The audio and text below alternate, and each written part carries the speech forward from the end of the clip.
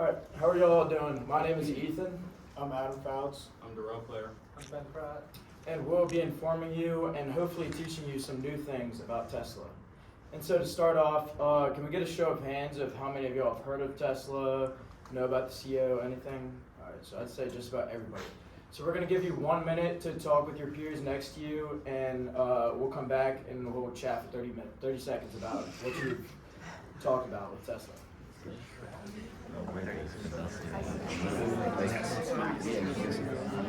That's one of the things he said. He engage with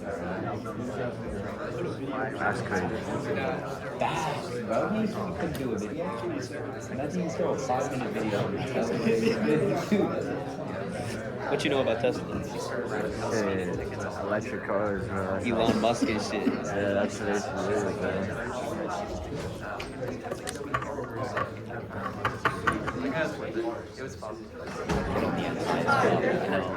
He's one of the kids in my frat, man. Kind of left. Yeah, he's high as fuck. Look at his eye.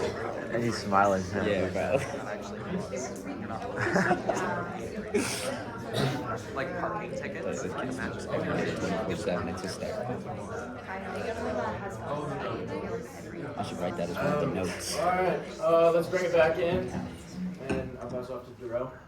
Alright, so who can tell me what they talk to their neighbor about? Can I get 3 volunteers? They drive themselves. They drive themselves, that's true. Well, they can't drive themselves. A friend who his mom got a bunch of speeding tickets on Tesla because she was joyriding it, like around going 0 to 60 in 2 seconds. Yeah, they go really fast. So. Makes sense you got that ticket. They're sleek. They look really nice. Awesome. Thank you all for your input, and we'll get started. So, Tesla. Alright, so to start off, a lot of people usually think that Elon Musk started Tesla, or that Nikola Tesla started Tesla, but that's not true. It was started in 2003 by Martin Eberhard and Mark Tarpenning. Martin took the position of CEO, and Mark took the position of CFO. And the Serbian-American inventor Nikola Tesla was just the inspiration for the name because of all of his cutting-edge inventions. They released their first car in 2008, the Tesla Roadster. That was a coupe-style vehicle. The battery was in the back, and it looked really nice. And it was a big innovation for the company, and they feel like they accomplished their first goal, which was trying to get a fully electrical car into the market. And after that, Martin and Mark decided that they were gonna go seek out other adventures and go see what else they could do with their money and expertise. And that's what led Elon Musk to take over the company, when previously he was just the chairman. So he completely stopped the production of the Roadster, and he decided that he wanted to branch out into more models and more different types of battery types for the cars. That's why he came out with the Model S, the 3, and the Y. So the Model S was actually the first one to implement the autopilot feature. So when they implemented that, that gave them the cutting edge, and everyone was talking about it, stuff like that. And today they're even trying to make self-driving 18-wheelers. And they decided to branch out into solar energy. So at first it was Tesla Motors, but then they dropped it to Tesla Incorporated. They bought Solar City, which was a solar panel company, and then they introduced their own new lines of solar-powered batteries, which would help the solar panels in the sense they'll be able to hold more energy for longer periods of time. And then later on, he came out with the Cybertruck, and then the first test didn't go as expected, but it still ended up selling out, and then the Model X came out.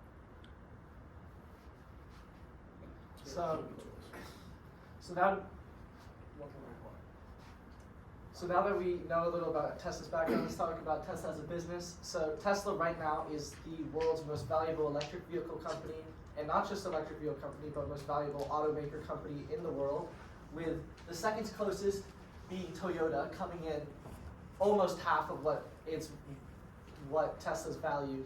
And out of all these lists, all these are traditional automakers which produce normal gasoline-powered cars, with some of them with EV, except there's 2 on this list, BYD and NIO, which produce electric vehicles, but they are valued much less than Tesla.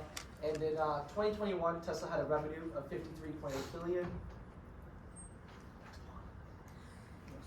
and it had it it had a 30 billion increase between 2021 and 2023 to 95.2 billion, and that seems like a pretty big number, 30 billion. But when you look at the rest of the automakers in the world, Tesla only ranks 12th globally in revenue, going behind Volkswagen, Toyota, Ford, GM, Mercedes, BMW, Honda, Hyundai, SAIC Motors, and Stellantis. And they also ranked 14th in amount of vehicles that were sold in 2023, coming behind all these other companies.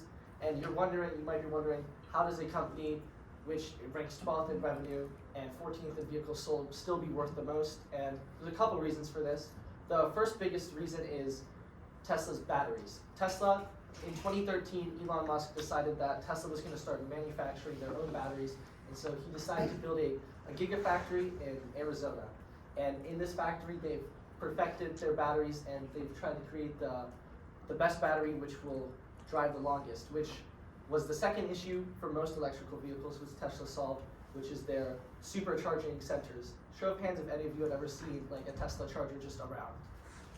And show of hands if you've seen like any other company's chargers around.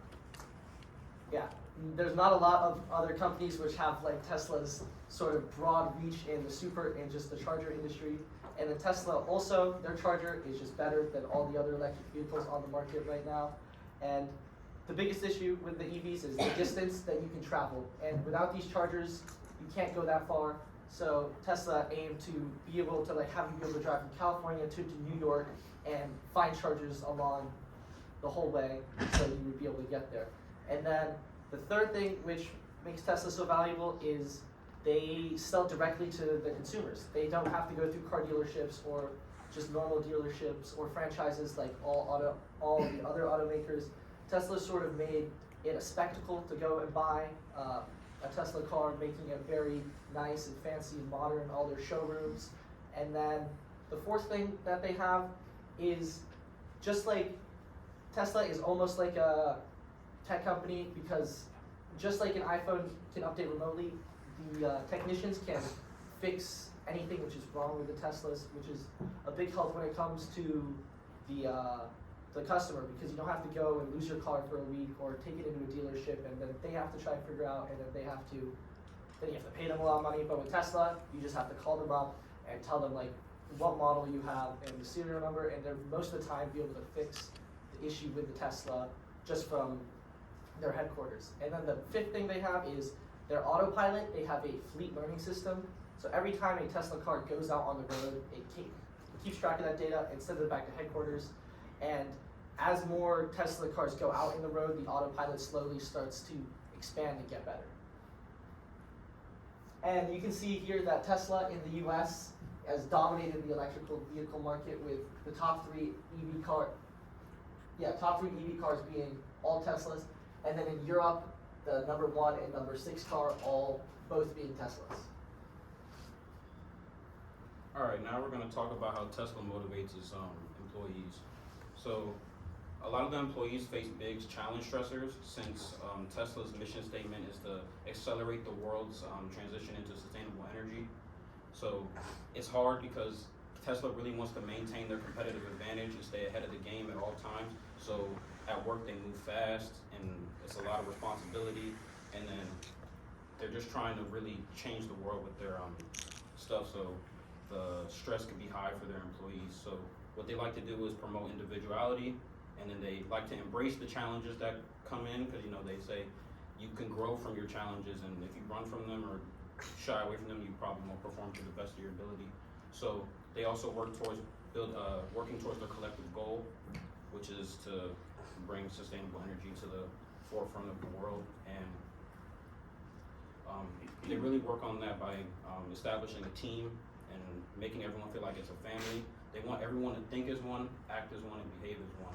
They don't want they kind of try to not look at people's like statuses in the company. They try to have everyone be on the same level. They want from the lowest level workers to think like the owners. Like they don't want anybody to feel like they're left out or excluded, because if you work as a team, you'll be able to accomplish a lot more. And relating to Hesberg's motivational theory, they work on the hygiene aspect through 401ks for their employees. They give good benefits. They got good dental, medical, vision, child care, pet care, whatever you need, they provide that for their employees. And they have good competitive base salaries, so you won't feel like you're making less than other companies and stuff like that. And they motivate their people by recognizing their achievements. They host weekly meetings and stuff to highlight top performers and things like of that nature, so that they can make everyone feel like their accomplishments don't go unnoticed. Thank you, Darrell. So now into the Chief Executive Officer of Tesla. His name is Elon Musk, as Ben said.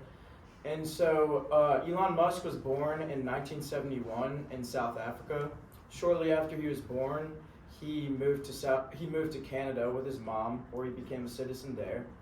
And then a couple years ago, he obtained his United States citizenship, which is quite extraordinary, having that many citizenships in different countries.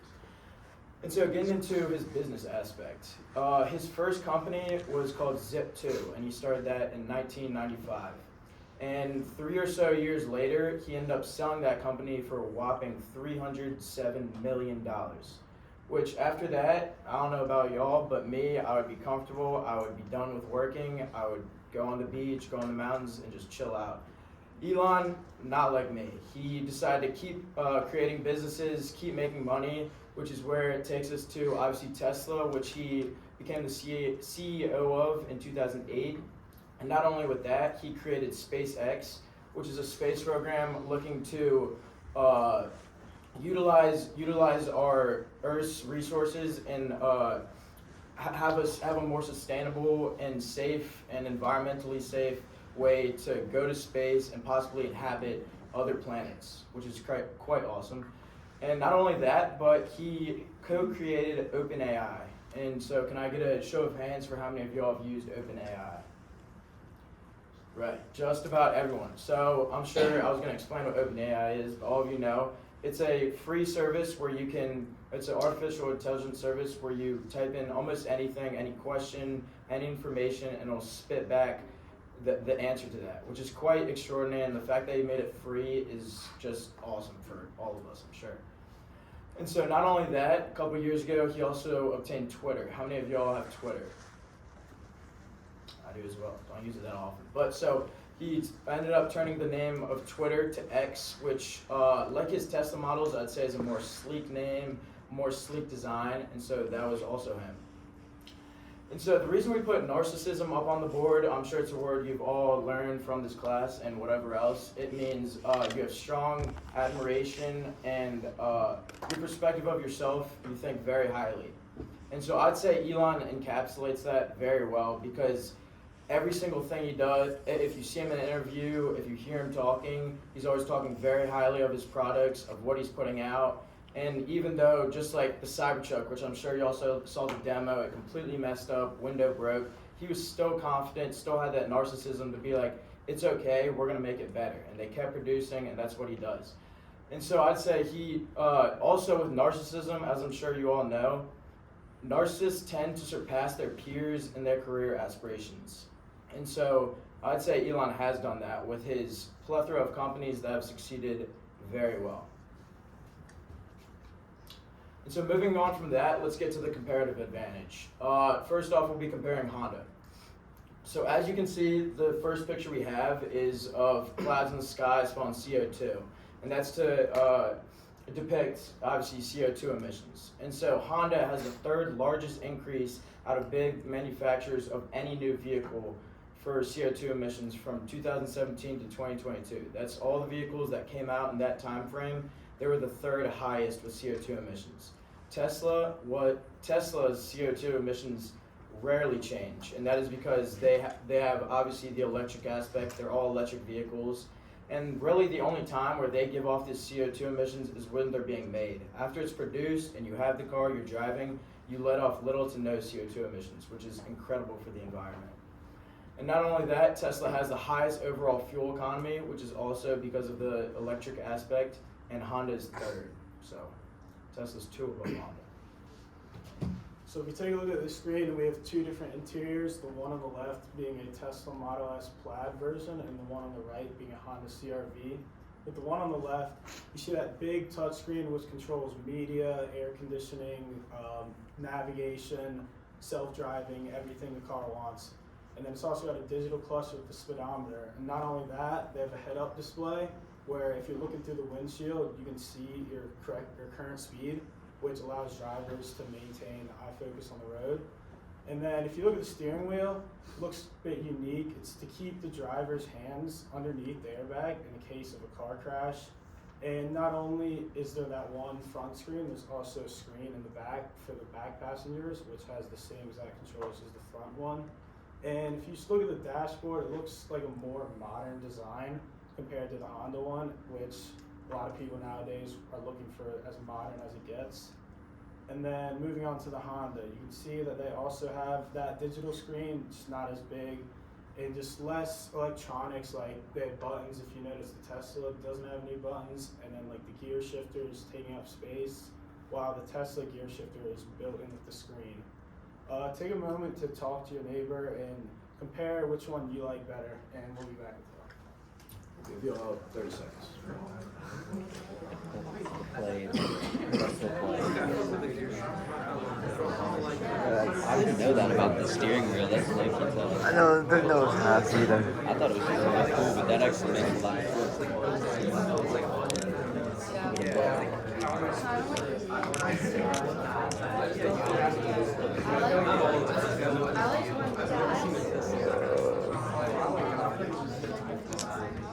All right, awesome. All right, let's bring it back in. Can I get a show of hands for Honda? Awesome. All right. Why did you pick Honda? Okay.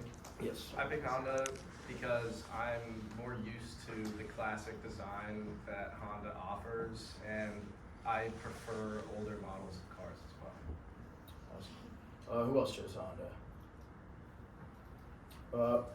Loren, why did you choose Honda? I'm not gonna lie, I messed with the gear shift. It's like mine being like right here. I don't fuck with the Tesla. Awesome. All right, hands up for Tesla if you chose Tesla. So what made you choose Tesla? It's cool. I want to drive it, but I haven't tried it yet, so I wouldn't know. You should. Who else picked Tesla? Why'd you pick Tesla? I like the sleek interior, and I feel like it's very modern. I like the fancier look. Awesome. Thank you all for your input. Moving on. So now we're going to compare Tesla to Li Auto. Li Auto is an all-in company solely sold in China, while if you look at the top right graphic, that's a map of where Teslas are sold, which is mainly the United States and Europe, while Tesla is also being sold in China with Li Auto. If you take a look at the sales in August of 2023, Tesla sold around 65,000 vehicles, while Li Auto was only able to sell 35,000 vehicles. And that's just Tesla vehicles sold in China while also selling in America and Europe. And that just gives Tesla the competitive advantage. Since we're broader, we can sell more cars, make more money, and just appeal to more people. And if you also look at it, we almost doubled their sales while they are only in China. And Li Auto also has some worse hygiene factors, which is treating your employees like better salaries, bonuses. We have an example that Li Auto has to, their employees take just economy flights, while Tesla gives out business class and first class to higher up employees. Li Auto has also had some quality control issues, which is before the car is released on the market, you go through some tests like braking and engine problems and crash tests, and they've had some issues with that. They've also had some issues with the distance problems, so charging the vehicle and then it gives you a distance, and that distance has been read wrong on some occasions. And then also suspension problems, where the suspension is broken and the wheel is locked, which led to a crash. And Li Auto has also been known to be very cheap with their company, and which, if I was an employee, I know cheap might be nice to save money, but I'd rather like be treated well. And yeah. All right, so going off that, have y'all learned anything new? Any questions? Anything else that we can answer for you? Any comments about Elon Musk? Would you you guys prefer a Tesla or a Honda? Bet you start. I prefer a Tesla. Yeah, I prefer a Tesla too. Yeah, I'm not a big fan of the electric, but I would definitely have a Tesla. If I could. And I prefer Tesla because I'd rather the car drive itself. And I want to save money on gas. Thank you all for your time, and this was Tesla.